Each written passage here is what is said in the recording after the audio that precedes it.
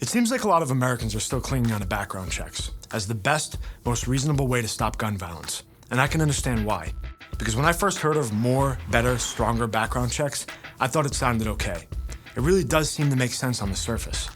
Out of everything being proposed, this actually seems to make some sense to me. What's the harm in a background check if there's nothing wrong with your background, right? Amidst all the noise banning this gun or a specific magazine, the average person hears background checks and says, yeah, of course that makes sense. And they move on throughout their day and never think twice about it again. Here's what I wish they knew. We already have a background check system. I can't say that enough. Every licensed seller is already required to issue a background check before the sale. The problem is, what are we doing to go after the people who fail the test?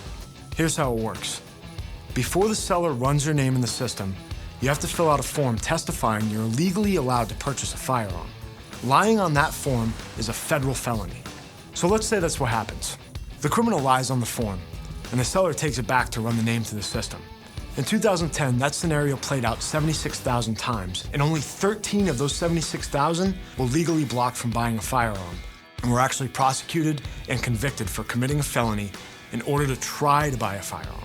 So if you're a bad guy, why not give it a shot and see what happens? The worst thing that's gonna happen is you waste a little bit of gas and you go to the store and they tell you no. The Attorney General, Eric Holder, was asked about this statistic, and he said there isn't enough time to catch and prosecute all of these criminals. Okay, fine. Law enforcement is stretched thin, and they've got a lot of problems on their hands already.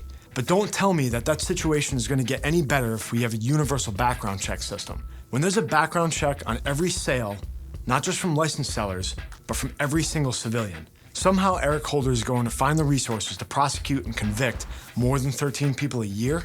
This is a political game and agenda that has nothing to do with making Americans safer. You get it, and I get it, but it's up to us to make sure our neighbors, our friends, and our fellow gun owners understand. Otherwise, we're gonna wake up one day and find out we've traded our freedom for a political idea that no one is serious about enforcing.